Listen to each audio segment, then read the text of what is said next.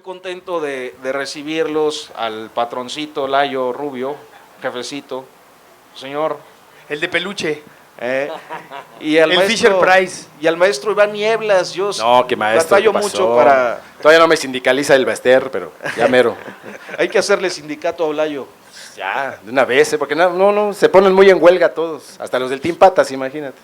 Sí, oye, bueno, me da mucho gusto que estén los dos aquí, pues ya comentaba hace unos momentos cómo había nacido este proyecto y cómo pues los dos fueron clave para poder desarrollarlo, porque por una parte pues fue la propuesta y el acuerdo con Olayo que fue muy compleja, porque esto lo empezamos a hacer con muy poquitos días de anticipación a la conmemoración de los primeros días del movimiento estudiantil, es decir, una semana o 10 días antes del 22 de julio, y ni siquiera se me ocurría un nombre. Yo soy malo para poner títulos o marcas o desarrollar con brevedad, suelo escribir largo, también hablo mucho, como se habrán dado cuenta en alguno de los, o en varios de los episodios de las diferentes cosas en las que me permiten participar en Convoy. Y yo no sé muy bien, pero entre los dos, es una historia que yo todavía tengo un poco arenosa, decidieron que fuera Ecos del 68. Entonces yo estoy entre dos versiones, ¿no? Una que es la de los ecos de la película que ya nos explicará ahorita el jefe, Olayo, y la otra es la de un periódico que se editaba justamente en Tlatelolco y que se llamaba Ecos de Tlatelolco, que esa se supone que es del maestro Iván. Entonces, bueno, ahorita nos ayudarán, no sé quién de los dos quiera empezar. No, bueno, la idea de titularlo Ecos del 68 fue de Iván Nieblas el Patas. Normalmente cuando no encontramos algún nombre, el Patas siempre va a salir con una buena idea. Tenemos ahora un nuevo programa de jazz en nuestra plataforma Convoy, nuestra plataforma de contenidos de audio Convoy, un programa de jazz, y el Patas le quería poner Jazztronomía.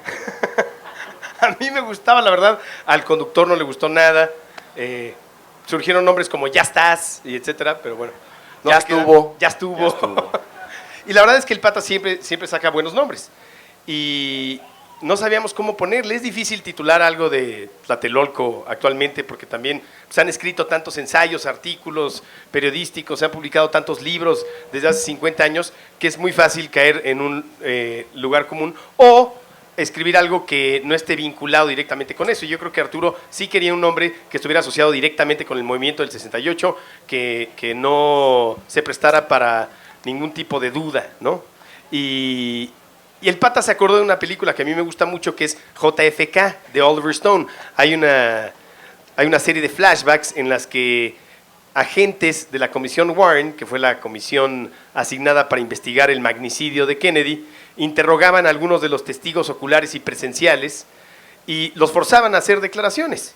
Entonces había una mujer que decía: yo escuché más tiros, no solamente 3, yo escuché mucho más tiros que venían de distintas direcciones, y el agente azotaba la mesa del interrogatorio, ¿no? Del cuarto de interrogatorio, y le decía: you heard echoes, echoes is what you heard, ¿no? Entonces, así es como el Patas me convenció de Ecos.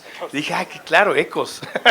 Entonces, Ecos del 68 sí tiene una asociación con eso, desde mi perspectiva, porque me acuerdo que esta conversación fue por WhatsApp y escribió con mayúsculas, ¿no? Ecos, así. Entonces le dije, está buenísimo. Y me dice, Ecos, ¿a poco no está poca madre? Y dije, sí. Y así es como surge el nombre. Y esa fue en realidad nuestra única participación en el libro. Gracias. Bueno, debo decir que también el Conan tuvo la idea de que Ecos del 68 era por la rola de Ecos de Pink Floyd. Ya esta rola que dura como 40 minutos. Entonces te pusieron así por la canción del Pink Floyd. Sí, no, tranquilo. No, en realidad también fue esta ocurrencia de que estuviera relacionado con la historia de Tlatelolco. Y yo me acordaba que pues, cuando yo vivía ahí, pues, cuando estaba niño, hace muchos años ya, se editaba previo a los grupos de Facebook y a los grupos de WhatsApp, la gente en la antigüedad imprimía en hojas de papel unas cosas que le llamaban fanzines o periódicos o no sé, ¿cómo le dices? Pues no sé, circulares comunicantes, ¿no? Entonces, en Tlatelolco se editaba una especie de fanzine, vamos a decirlo así, una revistita que le hacían, pues yo que ahí los colonos o no sé, y se distribuía gratuitamente en toda la unidad, muy precaria, tinta azul y ya, sobre papel blanco, pero estaba muy bueno porque te enterabas de toda la cuestión, pues que lo que sucedía en la unidad, no digo, a veces ya tardíamente porque se editaba luego ya pues con bastante,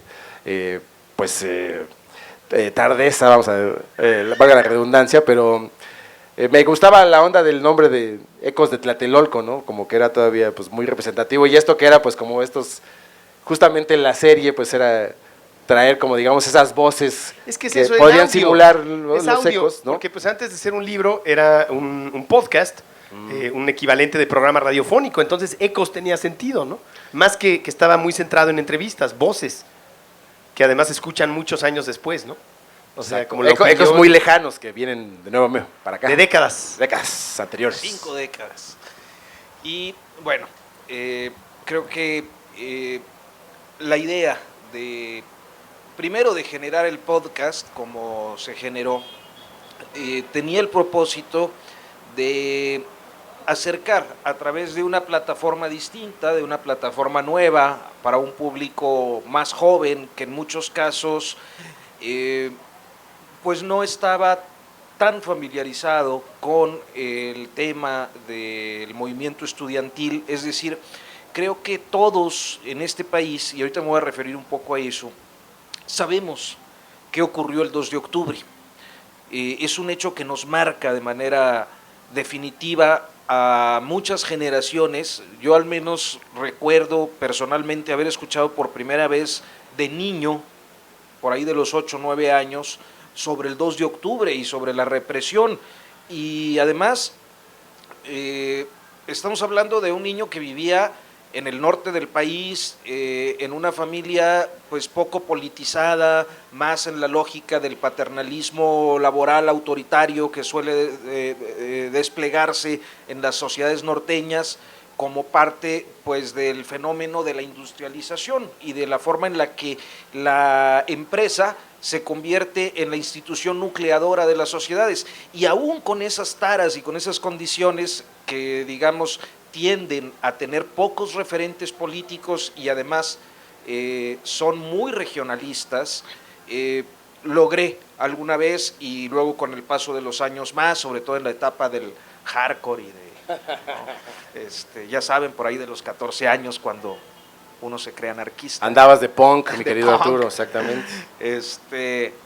Pues naturalmente es un referente obligado que va acompañándonos. El 2 de octubre no se olvida, sabemos que fue el gobierno represor, sabemos que fue Díaz Ordaz, pero creo que poco, hasta este año que fue abundante en producciones históricas y testimoniales sobre el movimiento estudiantil, pues sabíamos de cómo se había desarrollado en distintas materias el movimiento estudiantil del 68, y esa era como la idea, o sea, ir a hablar, es decir, contar en la cronología los aspectos específicos de lo que había estado pasando en el día a día, pero además ir a buscar a una historiadora como Ángeles Magdaleno, que nos mostraba ese cuerpo represor oscuro. Yo, a propósito de estar aquí y a propósito de todo lo que para muchos de nosotros representa Paco Taibo,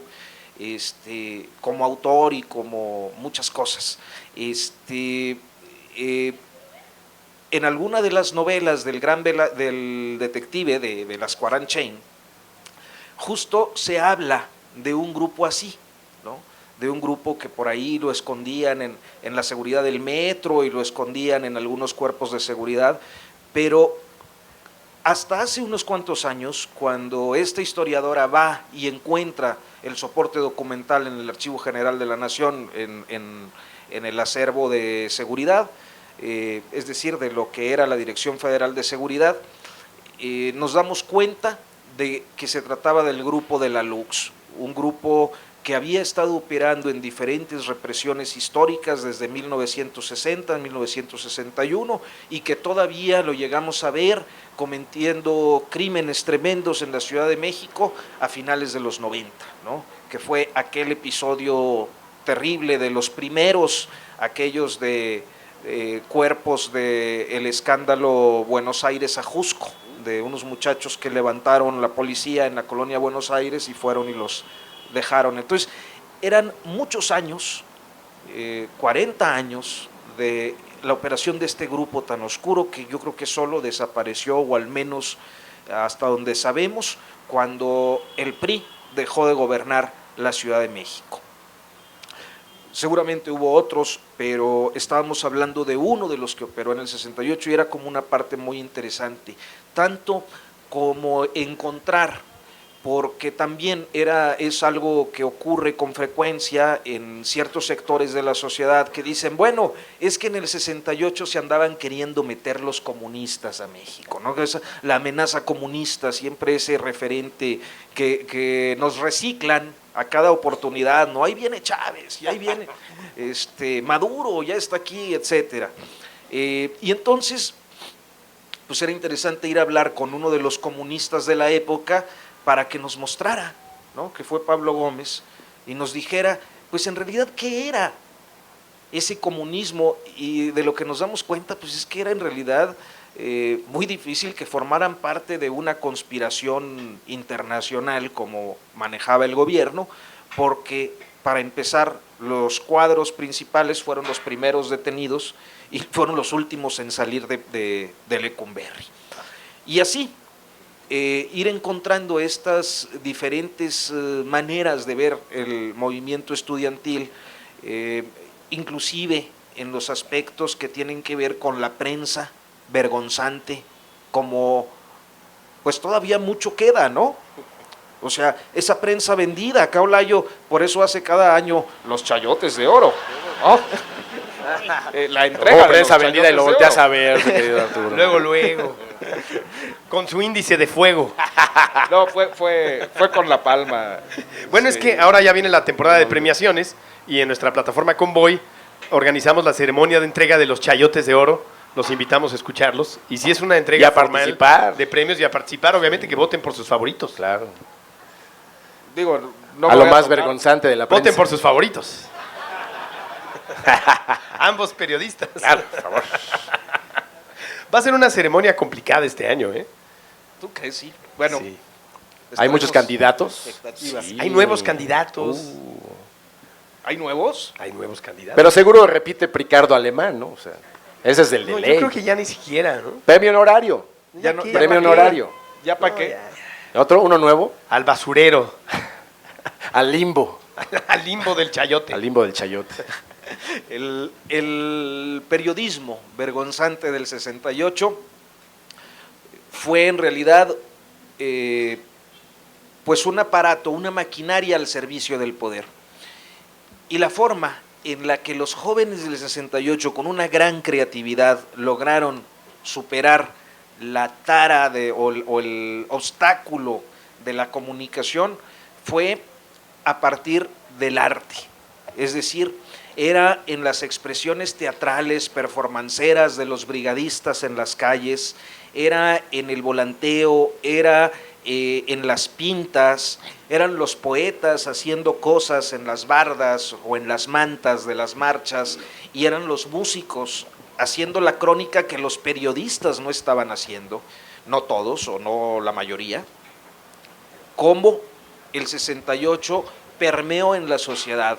O sea, es bien interesante este fenómeno porque normalmente las verdades oficiales intentan imponerse, ¿no?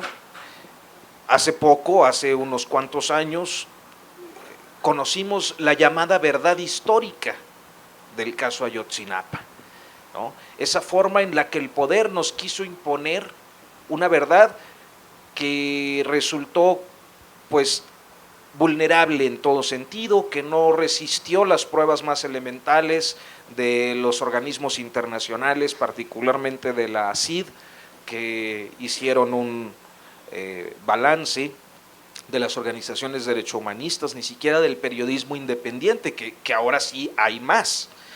Y en aquella verdad oficial, creo que si bien lograron silenciar, lograron aplastar ese momento de inconformidad, sin duda, el mensaje permaneció a través de las décadas, precisamente por ese fenómeno de creatividad juvenil de los años 60.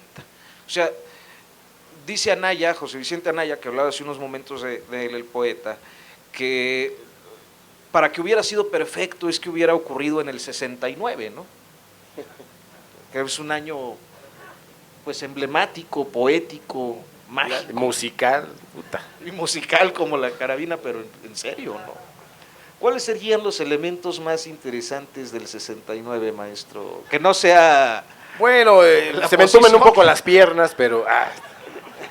No, del año de 1969. Del 69, híjole, pues hay bastante de dónde cortar, pero... Relacionado con el movimiento, con todo. Con el momento global que se Todo, está viviendo. el hombre pisó la luna. El hombre pisó la luna, exacto. Para empezar, ¿no? Woodstock, sí. Pero fue 68, ¿no? 69, puta, una pastillita de Wikipedia, por favor. Sí. Ya venimos medio aplastados de la cabeza, pero el asunto es que, bueno, es el final del hipismo, por ejemplo, de los ideales de amor y paz y de pues toda esta cuestión pacifista, que justamente quienes le vienen a dar término pues son los propios Rolling Stones, ni más ni menos, ¿no? Los chicos malos de la película. Y Charles Manson. Y Charles Manson, exacto, ya empiezan a desatar los horrores de este nuevo De hecho, terrorismo, Hollywood estaba ocupado por los hippies, de alguna manera Exacto. estaba tomado por los hippies. Easy Rider, la película de Dennis Hopper, protagonizada por el mismo Dennis Hopper, Peter Fonda y Jack Nicholson, se había convertido en un fenómeno de taquilla muy representativo del colapso de los estudios y de la forma de hacer cine para jóvenes en aquellos años, que ponían a señores a hacer el papel de jóvenes, ¿no? Y los directores, pues sí, eran ya gente grande y todo el crew. Entonces eran películas que en forma y fondo no estaban dirigidas al mercado juvenil, pero no estaban conectando con los jóvenes. Y de pronto sale esta película de dos motociclistas, antihéroes, hippies, que recorren Estados Unidos, visitan una común, en fin, Easy Rider, el clásico, y se convierte en un fenómeno y se terminan de colapsar los estudios y surge el Hollywood hippie. Exacto. Y de hecho Quentin Tarantino acaba de filmar una película que se estrena el 26 de julio del próximo año, Se llama Ecatepec. que se llama Érase una vez se llama Érase una vez en Hollywood, y es justamente de esa transición del Hollywood hippie, que estaba completamente tomado por esa cultura, y de cómo después de lo que ocurre con los asesinatos de Charles Manson, que asesina a Sharon Tate, la esposa embarazada de Polanski, inicia una era como de horror, ¿no? Y el amor y paz se convierte en temor, odio, y se transforma el mundo. Yo creo que además en gran parte tiene que ver con la transformación de las sustancias recreativas, que primero pasa justamente de ser pues los psicodélicos, ¿no? O sea, los hongos, el LSD, la marihuana, y la gente se empieza a atacar de cosas más densas, o sea, ya empiezan a circular las anfetaminas, las benzedrinas, etcétera, etcétera, el alcohol en gran medida, ¿no? Y pues ya las drogas heroicas que le llaman, ¿no? La heroína, la cocaína y demás. Entonces ya la psique del hippie, digamos, se empieza a transformar pues en el verdadero monstruo que siempre ha sido, ¿no? Como Charles Manson, justamente. Otra cosa que creo que es muy importante es la tensión racial y social que existía en Estados Unidos, bueno, y que existe obviamente y que siempre ha existido, pero en ese periodo en particular, y cómo Charles Manson, en su locura, él creía que al atacar a este grupo de personas, iban a culpar a los afroamericanos. Exacto. Y entonces se iba a incrementar la tensión racial y se iba a provocar un apocalipsis. El Helter entonces, Skelter. Él iba a emerger. Exacto. Y él creía que esa canción de los Beatles, Helter Skelter, le hablaba a él, y que entonces él iba a emerger como el Mesías. Exacto, el salvador de todo el Porque él era un músico frustrado. Él en realidad quería ser una banda rockstar. de rock. Sí, y lo rechazó el manager de los Beach Boys. De los Beach Boys. Exacto. Es buena historia. Que sí grabó unas canciones con ellos, déjame Sí, claro. Pero no funcionaron y entonces se enloqueció. Y bueno, pues eso. Y enloqueció a sus seguidores y demás. Entonces, claro, pero todo eso en el 69. Todo eso ocurrió en el 69, efectivamente. Ahora, 68 a nivel 68 global sigue también fue siendo un tema un de momento protesta, ¿no? En de- Francia, claro. Había- No, bueno, son decenas de movimientos en países justamente con procesos similares. Por eso el 68 mexicano no es tan referido en las cronologías internacionales, ¿no? Las Olimpiadas, ¿no? No formaron un papel. Sí, no, pero me refiero al 68. Los Black Panthers y como- demás. exacto. O sea, Pero me refiero al 68 como movimiento estudiantil. disculpe usted. Pero hubo Usted a mí, otros, por favor. estaba el movimiento en Francia también que fue reprimido, ¿no? Sí, y estaba la primavera de Praga, ¿no? La primavera de Son Praga. como nuestras referencias más, porque además el 68 mexicano adoptó diferentes pues consignas, inclusive algunos aspectos plásticos de los otros 68. ¿no? Que Bueno, estaban cinematográficamente en el 68 se estrena 2001, dice en el espacio, con muy poco público. Lo que pasa es que en aquellos años las películas no daban el semanazo, les daban tiempo en cartelera para crecer y pues al principio no tenía mucho público y después los hippies la descubrieron, la iban a ver drogados y se convirtió en un fenómeno de taquilla gigantesco, ¿no? Eso es un caso interesante. Ahora, lo que creo que en muchos sentidos es muy interesante el momento global es que sí es un momento muy revolucionario, ¿no? En la música, en el arte, en la vida política, por distintas motivaciones. O sea, en el caso mexicano creo que era pues algo que parte de un proceso represivo, pero que termina reivindicando la urgencia de valores democráticos que hasta hoy no tenemos consolidados. O sea, a mí me sigue sorprendiendo que nuestras leyes continúen teniendo artículos como el que se combatía en el 68, el de disolución social, ¿no? Con otros nombres, y que sirven para criminalizar la protesta social, o que en general estuvieran hablando de libertades democráticas cuando a 50 años de distancia seguimos teniendo una constante simulación democrática, algo de lo que, bueno, pues nos hemos ocupado a lo largo de un año, ¿no? Un año ya. Pero ya desaparecieron el cuerpo de granaderos, es uno de los puntos del pliego petitorio. Es uno La original, los hace 50 años. desaparecer al cuerpo de granaderos, en efecto. Y ya 50 años desapareció tarde. porque me dicen que en el Estadio Azteca todavía estaban en la final del partido. Todavía no se hacía, supongo, no sé. ¿No entra en vigor todavía? No entraba en vigor, no sé. Estaban en... 1 de enero, ahí está Primero ya. de Primero de enero. Convoyentes sabios. Informados. El convoyente. Es que escuchan informado. poderoso. Claro, exactamente el programa. Rulo, yo sí estoy informado. Ups. Bueno, pues. Oye, pues tenemos todavía media hora. No sé si quieran que sigamos abordando O algunos preguntas y aspectos, respuestas, o nos vamos o- de una vez a preguntas y respuestas. Alguien si tiene alguna duda con respecto al libro, con respecto al programa, al podcast. Vamos a ver si. Bueno, yo además quisiera alabar tu gran labor periodística, mi querido Arturo, de investigación, que para mí realmente tanto el programa como el libro resultó ser muy revelador de historias que yo la verdad no conocía. Yo, por ejemplo, soy de la generación del 74, ¿no? Hubo muchas cosas que nos pasaron quizás de noche o de largo y que nos quedamos con las mismas historias de siempre, ¿no? O sea, los libros de Guevara Niebla, lo de Poniatowska, las historias que ya han sido contadas una y otra vez, pero había muchos aspectos en esta emisión que por ejemplo, yo no tenía, por ejemplo, idea de las cosas, o de la óptica, por ejemplo, de Óscar Chávez, ¿no? Me interesaba saber, pues, que era el trovador del movimiento, ¿no? El juglar, vamos a decirle así, del movimiento. No conocía nada de, pues, su parecer o su óptica o demás. Y el testimonio de esta señora que tiene un nombre dificilísimo, me disculparás. Mirtocleia. Mirtocleia, que es pues prácticamente como para guión de película, está una cosa impresionante. abracadabrante, estrujante. Y no conocía tampoco la historia de esta señora, nunca la había visto ni en los documentales, no se mencionan pues en ninguno de los ya consabidos, mucho menos se toca en Rojo Amanecer, que lo más que hace es que te dé mucho coraje y te quiera salir a matar granaderos, ¿verdad? Pero creo que es un gran aporte a toda esta, pues ahora sí, gama de de archivos históricos, que toca ciertos puntos que, repito, por ejemplo, toda la cuestión que sucedía en los estados fuera del Distrito Federal, que yo tampoco estaba enterado de que también allá llegaban las noticias y que allá también había ciertos movimientos estudiantiles que hasta el momento creo yo que no se habían registrado, ¿no? Gracias, Arturo. Ahora gracias, que se publicaron libros y se hicieron programas especiales, salió una serie que era originalmente para Blim y que acabó en Amazon, etcétera, como que no se habló mucho de Rojo Amanecer, o por lo menos no percibí que se hablara mucho, no hubo un reestreno, y la verdad es una gran película, ¿no? Sí, hombre. Me hubiera gustado verla proyectada en cine. Sí, que se hiciera una especie en IMAX. Bueno, una edición en Creo DVD. que en IMAX no sé si se vería muy Una bien. edición en Blu-ray.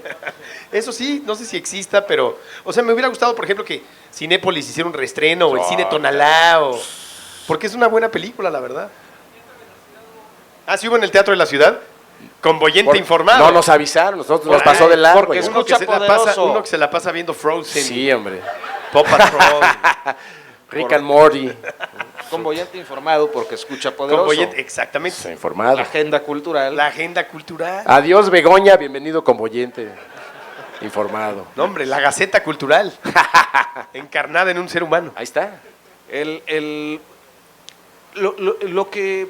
caso, nada más para referirme a la historia del testimonio de Mirto Creya. Mirto Creya es el único testimonio como tal de la serie y del libro, que me parece muy interesante porque creo que de las cosas que el 68 va abriendo es, pues uno, cómo una generación va rompiendo los estereotipos de género, ¿no? Sí, esta forma de asumir que las mujeres tenían que irse a la cafetería a prepararle los alimentos a los brigadistas que sí estaban en el Consejo Nacional de Huelga.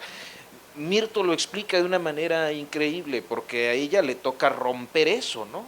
Y le toca decir, oigan, yo no quiero estar en la cafetería, pero además estamos hablando de la primera mujer que va a estudiar ingeniería en la Wilfrido Massieu, que dice, bueno, yo quiero tener otra participación. Y luego, cómo su historia va engarzando con la de otras mujeres, ¿no? O sea, a mí me parece increíble cómo es que en la toma de CEU, por ejemplo, es otra compañera en las mismas circunstancias, rompiendo los estereotipos y abriéndose paso al Consejo Nacional de Huelga, donde ¿quién le ayuda a escapar de CEU, donde ya estaba la ocupación militar? Y luego que sea otra mujer, una enfermera desconocida, la que la ayuda a escapar del hospital, ¿no? Sí. Donde ya estaban encima los agentes de la Dirección Federal de Seguridad, pues para llevársela. Claro. Estos dos momentos y el testimonio en sí mismo me parece una historia increíble, ¿no? Sí, maravillosa, de pues la lucha de las mujeres que todavía a 50 años de distancia pues tienen que ir rompiendo cosas y rompiendo barreras para poder abrirse pues espacio de participación en la toma de decisiones, ¿no? Esta palabrita que ahora usan de empoderamiento, ¿no? Pues sí, es palabrita. Eso. O sea, no, ¿cómo? Palabrita. Palabrita, sí, es que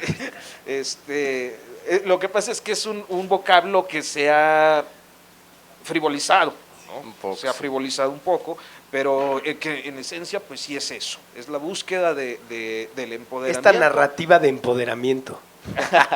Ya para, entre comillas, ya para el que paquete. Sea completamente aburguesado el concepto. Entonces eso era como, creo que algo para mí muy importante. Sí, no, y además me parece que es crucial que haya una persona que es, vamos a decirlo así, sobreviviente de la masacre del 68, que esté ahí dando el testimonio de viva voz además, ¿no? Y que además pues está ahí plasmado en el libro. Te digo porque pocas veces se ve, o sea, salvo las entrevistas clásicas que ya hemos visto en documentales, pues de Clio y etcétera, etcétera, esas cosas, a los vecinos de Tlatelolco, que muchos, por ejemplo, yo los llegué a conocer por casualidades que eran amistades de mis papás, etcétera, etcétera.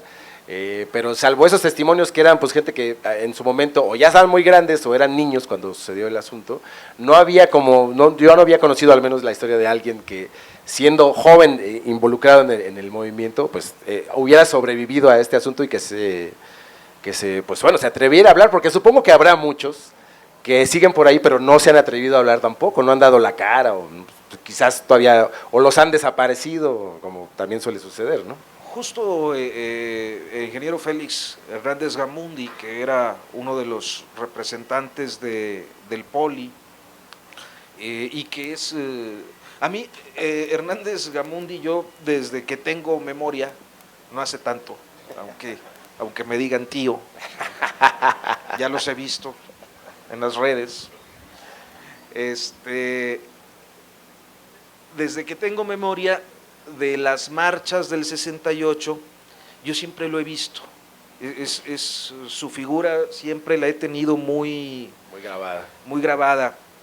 Y entonces, pues, el Comité 68, que ha mantenido durante alrededor de 40 años, quizás un poco más, su exigencia de justicia por pues los crímenes que se cometieron contra aquella generación de jóvenes, asegura que la cantidad de víctimas es superior, pero que muchas familias siguen con tanto temor que se resisten a hablar y exponer los casos. Yo creo que es así. ¿Qué poder de amenazas debe ser que 50 años después no quieran hablar, ¿no? O sea, debe ser de una cosa monstruosísima, ¿no? Sí, 50 años después, mantener el terror ante un aparato brutal. Y lo único que me quedaría es decir que sí hay ausencias en el libro. La ausencia es la parte gubernamental. O sea, hay dos personas vivas, que es Jorge de la Vega. Adiós. Bueno, sí. Continuamos. Y el otro es Luis Echeverría, que creo que ya no le llega el agua al tinaco. Babalú. Ojalá la esté pasando mal, ¿no? Sí, la verdad, sí. El tema es que en nuestra idiosincrasia judeocristiana suele decirse no hay que desearle el mal a nadie, ¿no? Yo creo que sí, ¿no? Ojalá esté es muy sucediendo. sano, creo yo. Sí. No, yo no. Yo soy judío cristiano. Sí, tú eres medio... Tú eres budista, ya se vio. Pulpígeno. Hoy se supo que eras Pulpígeno. budista. Todos somos uno. Eras en tu Twitter, Tu Luminati. New Age. en tu Twitter tienes tus cuentas de budismo y demás. We know it. Todos somos uno. No lo ocultes. Hippie. Pluripásico. Cortes el pelo, hippie. En fin. Bueno, pues ahora sí creo que ya podemos iniciar la sesión. Creo. Aquí hay un micrófono, si alguien quiere pararse a preguntar, si no le cuesta mucho trabajo, si no le pasamos el micro, no sé si el cable sea suficiente, ¿verdad? Pero aquí está para que tenga su momento de protagonismo durante 5 minutos. ¿Cómo se llama, compañero? Buenas noches, yo me llamo Oscar, soy fan de Convoy y de todo su trabajo. Y pues yo les quería preguntar, ¿qué podemos encontrar en el libro que no esté en el podcast? ¿Y qué fue lo más difícil de pasar un podcast como Ecos del 68, que es muy atractivo en cuanto al audio, porque digo, podemos escuchar el podcast con una voz que está trabajada, que está editada, y que aparte pues sí es rico narrativamente que esté construido así el podcast? Entonces, ¿qué fue lo difícil de pasar el podcast a el libro? La transcripción, mano. Seguro. Que además la hizo su señora. Sí, Oye, pobrecita. La Oye, verdad es que sí me explotando a su mujer. La verdad es que sí, fui con todo mundo, ¿no? Porque Olayo y los muchachos, Yo no hice nada, ¿eh? Leo, no, pero Nada más no, latiguear. sí, pero no, por ejemplo, les voy a contar, en el primer episodio, no me acuerdo qué pasó, pero no alcanzábamos a... Bueno, estrenarlo a las bueno, 6. yo no, o sea, Leo IQ, así se llama, ¿no? Leo Espino. Leo Espíndola. Leo Espíndola, es que en Twitter es Leo sí, EQ, exacto. IQ. Leo Espíndola Quiñones. Ese. Leonardo. Leo. Por alguna razón no alcanzaba, que creo que tuvo que ver con mis fechas de entrega, pues a terminar la producción. Entonces el jefe Olayo y Dafne Oficial tuvieron que inventar una dinámica para colgar el programa de 4 a 6, mejor qué conocido difícil. como ¿Qué pasó, Olayo? Hasta las 6:45 más o menos, ¿no? Sí, pero la verdad no fue tan complicado como el maestro Arturo lo hace. ver. Pusieron 2 veces Escalera al Cielo. Y ya con Exactamente, eso. pusimos Inagada Vida. Exacto, Inagada Vida y ya.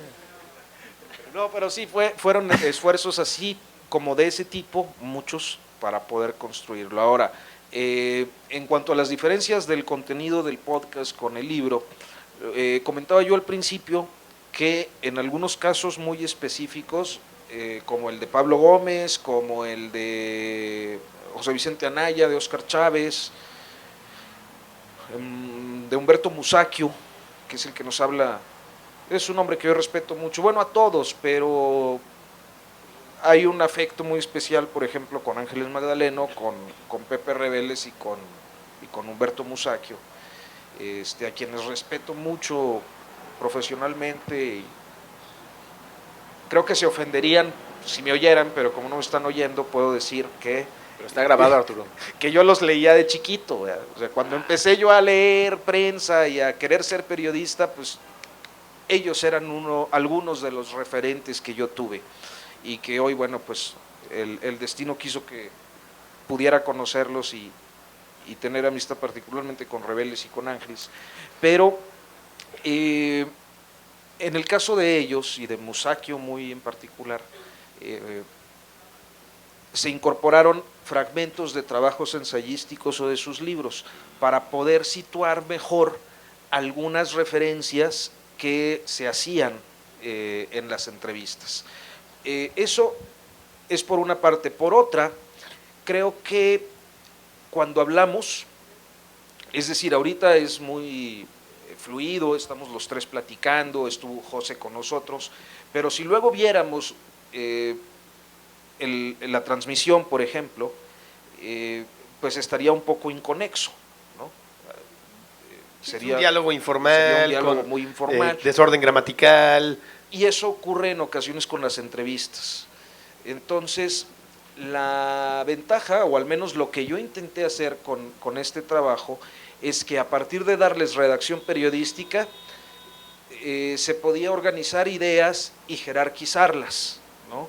Para poder hacer más, fluido o accesible, más claro, ¿no? más claro cada uno de los contenidos. ¿Alguien más?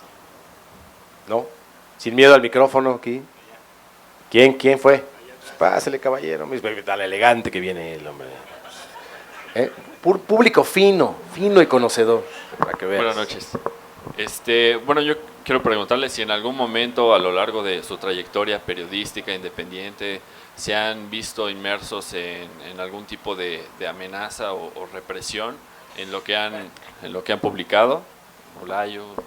Yo nada, la verdad. Nunca, afortunadamente. Pero amenazas de radiodifusores o de algún otro tipo de...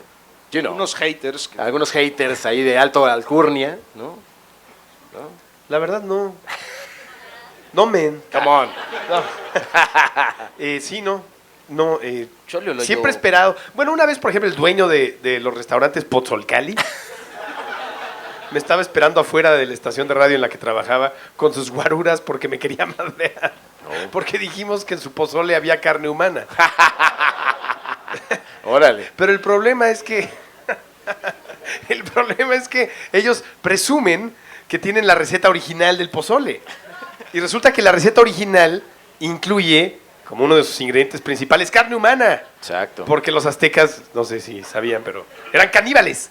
Entonces dijimos eso al aire y no sé cómo, teléfono descompuesto, el señor se lo tomó muy en serio.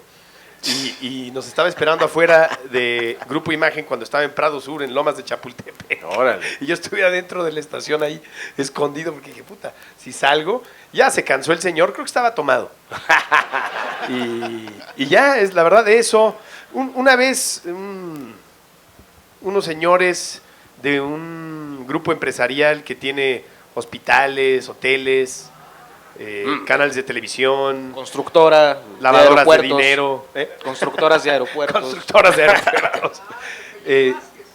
Creo que se apellidan los Vázquez, pero no me acuerdo. ¿No eran un grupo musical, los Vázquez? Los Vázquez Arturo Sounds. Vázquez y eso. ¿no?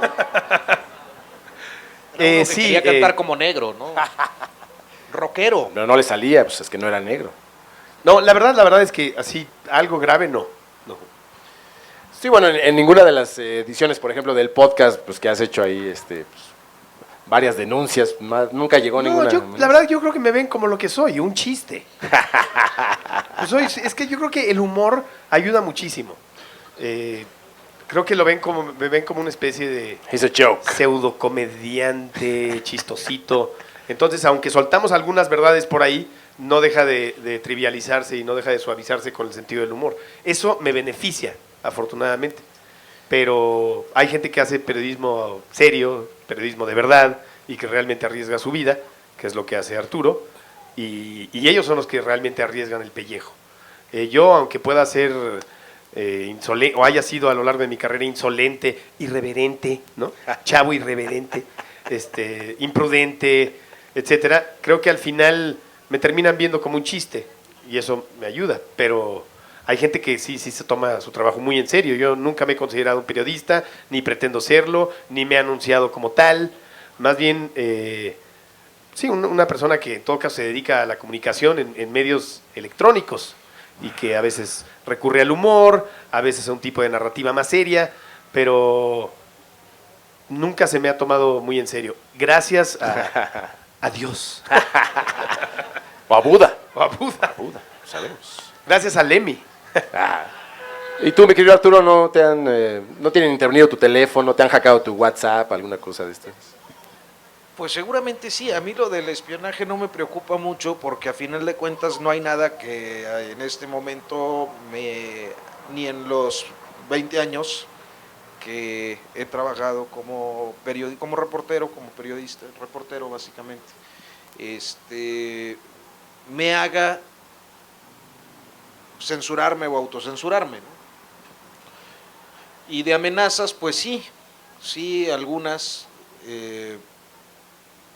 sobre todo en la etapa en la que fui corresponsal en el noreste del país y bueno, me tocó todo el proceso de violencia, de militarización y de violación de derechos humanos que ocurrió pues a partir de 2006. Y en ese contexto pues sí hubo amenazas, algunas más graves que otras. Diría yo que había ciudades a las que ya mejor no iba, bueno, no voy. Bueno, es más, no es cierto. Ya no volví. ¿No? Porque sí me sentía incómodo, ¿no? Me sentía vigilado, eso. Pero afortunadamente, pues ya desde 2011 que estoy por acá no he tenido mayor complicación. No, pues a mí solo me amenaza el Team Patas porque no pongo sus rolas. Así que voy de gane, mano. Bueno, yo tengo un amigo, no voy a decir su nombre, colaborador del periódico La Jornada, al que Ulises Ruiz lo trató de envenenar. Llegó a su cuarto de hotel, bueno, él cree que fue Ulises Ruiz, y sí, probablemente, o su gente o lo que sea. Llegó a su cuarto de hotel y estaba abierta el agua que normalmente hay en el baño de un cuarto de hotel. Le sorprendió que la tapita estaba un poco floja y antes de darle el trago como que le llegó un olorcillo sospechoso y resulta que era agua envenenada. O sea, sí, claro que pasa. Entonces yo cuando veo esas cosas digo, no, bueno, si a mí me amenazan, porque todo el tiempo hay gente que porque recibe un tweet en donde te voy a matar, se lo toman muy en serio y ya me están amenazando. A mí eso me ha pasado mucho y la verdad no me afecta, o sea, es un troll queriendo llamar la atención. Cuando ves lo que hacen periodistas de verdad, creo que... Y cuando dejas de fumar marihuana, la paranoia disminuye muchísimo. Pues ahí tiene, caballero. Lo que creo es que a final de cuentas, si algo enseña la historia es que si un día te quieren matar, te van a matar, entonces tampoco es como, pues ya, te toca, ni modo, ¿no? Así es. Digo, uno escoge esta chamba y Así es la vida del periodista, mi querido Arturo. sí, pero afortunadamente hace muchos años que no he tenido mayor complicación. Si alguien gusta, pues... De una vez, aquí estamos, ¿no? Oye, ¿Qué pasó, Pata? de frente aquí. Fíjate, ya me salió hasta No, decirte hombre. Patas, maestro Iván Nieves. No, hombre, pues, ya no me Disculpa. dicen ni Iván ni en mi casa, man. Bueno, porque vivo solo, será. Pero bueno, ¿quién más? No sé si alguien más esté dispuesto. Fíjate, yo Acá estoy ya van como- formados, El creo. muchacho de lentes Yo que ya está estoy allá como atrás Andrés Manuel, lleva ¿verdad? desde hace mucho tiempo, pero ¿Quién, las quién? damas primero. Primero oigan. las damas. No, diría Andrés No, no, Manuel no. para que haya equidad de género. A ver. Claro. Pues bueno, de alguna manera creo que la mayoría de la gente ya está súper abierta a informarse, tratar de conocer más, buscar. Pero dentro de todo este curioseo, ¿cuál es el impacto que ustedes quieren lograr? ¿Cómo quieren verlo reflejado realmente en nosotros? Esa es una. Y la segunda es, por ejemplo, ahorita sí ya ejercimos el voto, ya hubo un cambio. Pero en muchas cosas no estamos de acuerdo. ¿Cómo podemos empezar a exigir de manera efectiva? ¿Cómo ustedes pueden recomendarnos para que ese movimiento se vea, que haya un resultado? Pues yo creo que lo Seguir primero cuestionando, sería no olvidar, ¿no? Seguir cuestionando. Exacto. Todo el tiempo cuestionar al poder. Eso es fundamental. Sea quien sea, cuestionar a la autoridad, tratar de leer entre líneas y sospechar todo el tiempo, sin caer en excesos paranoicos. Y no, la verdad, teorías de conspiración, para las que yo soy especialista, pero, y me encantan, pero también soy cuidadoso. Pero sí, cuestionar permanentemente creo que es fundamental y no irnos con la finta de nada, ¿no? Yo creo que Arturo e Iván coinciden, y yo creo que todos los que estamos aquí coincidimos seguramente en eso, ¿no? De que no hay que confiarnos nunca. Siempre es demasiada belleza para ser verdad, es lo que yo digo. Si te la pintan muy bonito, lo más probable es que sea mentira. Entonces, bueno. Y yo creo que lo principal es no olvidar, ¿no? O sea, no olvidar quién siempre ha estado del lado contrario y quién ha estado de nuestro lado, ¿no? Pesimista, realista, fatalista. Buenas noches. Para que haya equilibrio de poderes. Yo también estoy un poco a la izquierda. ¿Y yo a la derecha? Ah, cabrón. Mira, ahí estás allá, mira. De aquel lado. Poquito. Bueno, no sé. Derechairo. La otra parte de la pregunta era cuál es el impacto que se quiere lograr en Convoy. Porque nos decía la compañera, hay ya pues una cierta apertura. Entonces, quizás valdría la pena abordar un poquito Pues, de qué apertura hablamos Sí, y qué. yo creo que lo interesante de una plataforma de Convoy es que no tiene los límites de los medios convencionales. Por ejemplo, en una estación de radio tienes cuántas horas de transmisión, cuántas horas activas, 12, 10 horas, 8 horas. En cambio, en Convoy tienes una plataforma con contenido ilimitado que puede ir creciendo. Entonces, algún día puede haber Convoy Noticias. Y Convoy Noticias no solamente va a ser, no va a estar formada por 3 noticieros, el matutino, el noticiero del mediodía y el vespertino, sino que tal vez va a tener noticias más especializadas, se va a prestar para periodismo de investigación mucho más elaborado, mucho más profundo, ¿no? Entonces, creo que eso es lo que nosotros podemos aportar en ese sentido. Además de que no tenemos ningún compromiso corporativo hasta el momento. Pero No quiere decir que uno no quiera. no quiere decir que uno no quiera apoyo, no. No, pero la verdad es que no lo hay. Y bueno, puede ser que en algún punto tengamos que empezar a hacer alianzas, tal vez con, no sé, algún otro medio, pero como en este momento tenemos una alianza con Proceso, ¿no? Proceso hace un podcast, nosotros lo producimos y ellos nos anuncian, nosotros hacemos el programa. Es decir, hacer alianzas y tratar de hacer equipo con gente, porque también no queremos estar completamente aislados, ¿no? Produciendo nuestro contenido y bueno, dirigiéndonos al suicidio. Porque eso es posible. O sea, si no nos unimos como plataformas y medios independientes, va a ser muy difícil. Y si de pronto se abre una oportunidad, una ventana en una corporación de medios, ahora que aparentemente hay apertura, bueno, pues tal vez tomemos la oportunidad, pero tampoco creo que eso se dé tan fácil. Entonces, pues, eso es lo que puedo decir. Yo añadiría que los medios de comunicación, particularmente la radio y la televisión tradicionales, no es que sean priistas o no es que sean panistas, en realidad son gobiernistas.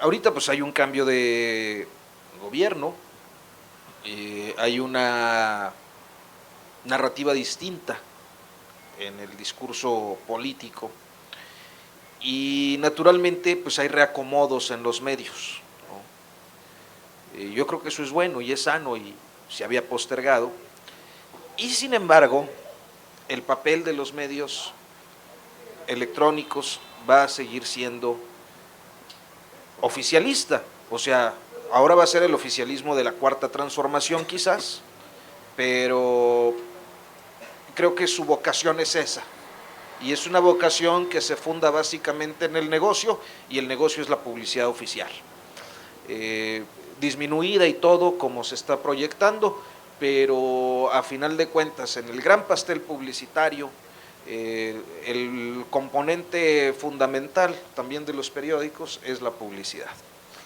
En el caso de Convoy no hay eso, o sea, el compromiso de Convoy hasta ahora, y no es que yo no esté de acuerdo, en que, al contrario, yo promovería que tampoco es como que sea uno comunista. No, tampoco sí, no. No es Corea del Norte esto. Pero sí creo que hasta este momento, y con lo que digo, me incluyo porque formo parte me subí al Convoy, es como subirse al tren, pero Sin lo demás. ajá. Es que el compromiso es con ustedes, es con los convoyentes, básicamente en tenerles contenidos de calidad, tanto en la plataforma de podcast como en la ¿cómo se dice? La Es transmisión que en vivo. ahorita discutíamos los convoyentes y yo si podíamos decir transmisión en vivo, pero no sabíamos si transmisión era como de radio. Transmisión con 150,000 watts de potencia. Suena eso, ¿no? Suena muy anticuado. Pues quién sabe qué es. La transmisión de poderes. Yo sí le digo transmisión en vivo. Sí, pues así es, ¿no? Bueno, La transmisión en vivo, pues es con ustedes, exacto. básicamente. Y creo que nos queda poco tiempo. No Pues sé. vámonos. ¿O qué? ¿Qué hacemos? ¿Qué sigue? Un brindis. El vino de honor. Vino de Hola. honor. No, Sigue otra pregunta. Ezra. no, yo no quiero hacer ninguna pregunta, perdón, acabo de llegar hace como media hora. Nada más quiero Nos invitas avisar si no llegas, hombre. la chamba. Quería recordarles que está el libro, que quedan muy poquitos ejemplares allá atrás, del lado derecho, ahí por donde dice para leer en libertad, quedan poquitos libros En la mesa. y antes de que se bajen, pues comprometerlos a que regresen, ¿no? A la siguiente feria. No necesitamos el pretexto de un libro, pero que sí se echen un simulacro y que venga el pata siempre. Un palomazo. Le falta alegría, más alegría al simulacro, a las tragedias nacionales. Pues yo soy más tragedista, pero bueno, tragicómico diría yo. Exactamente. Entonces, ¿ustedes quieren que vengan para la siguiente feria? No, pero en serio. A la siguiente feria. No, sí está bien. Vamos, claro que venimos. Nada, eso era lo único que quería decir. Ahora sigan haciendo sus preguntas. No. Ezra, muchas gracias. Ezra Alcázar. ¿Están en oferta los libros? Está, sí, en 100 pesos. No, hay una ganga, mano. Lo de un salario mínimo. Menos. Menos. No, hombre, una ganga. Pues allá en la mesa de libros está, pues para adquirirse, Echoes del 68. Y pues, Y se me olvidó decir que el domingo vamos a estar rematando en el puesto de la brigada para que vengan por sus últimos regalos navideños, compras de pánico, todo eso. Si los libros ya son baratos ahorita, el domingo van a ser todavía muchísimo más baratos, entonces no dejen de venir, la feria va a estar hasta el 23 de diciembre, entonces gástense su aguinaldo aquí, qué mejor que Sí, gastarlo hombre. en libros. La verdad es que es increíble. Yo hablaba al principio de estas ferias que organiza la Brigada Cultural. Ahorita venía caminando de Insurgentes, o sea, pues me bajé el Metrobús, pues, o sea, venía... para que vean que no es fifi, Arturo. No. Es parte de aquí de nosotros, como todos, ciudadano, De a pie. de a pie. Proletario Proletario, claro. y combatiente. Obrero de la pluma. Y no, es que es increíble porque vas viendo los letreros aquí de la feria. Ya Lolo se quiere uno poner en la pared. ¿verdad? Sí, Yo no. La primera reacción, ¿no? Sí. Y vas viendo los letreros de 10 pesos. había uno de 6 libros por 50, luego novelas de 30, o sea, te traes 1,000 pesos y sales con un bolsón. Un carretón. Sí, vale mucho la pena, la verdad. Y bueno, pues yo nunca termino de tratar de promover la brigada, ¿no? Claro. Por eso. Y además con mucho agradecimiento por la generosidad, Ezra, Yes.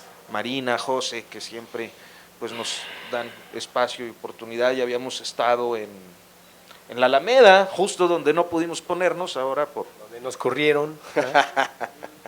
las razones que hemos expuesto, pero afortunadamente estamos aquí y afortunadamente la feria se mantuvo con un cambio de sede,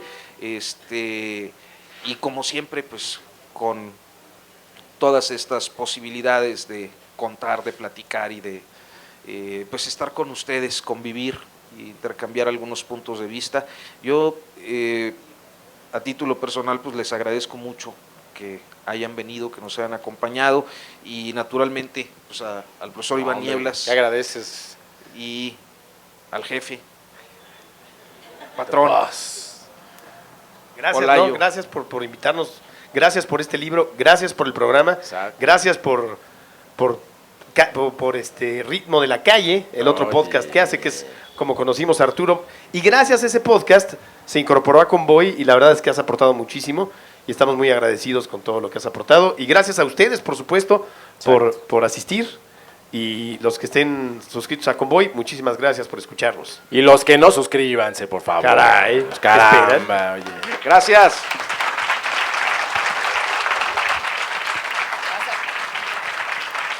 Y Arturo, creo que vas a firmar libros, ¿verdad? Ya me quedé como Peña Nieto con el micrófono, ¿verdad? Es que no sé cómo apagarlo. Tú tíralo ya.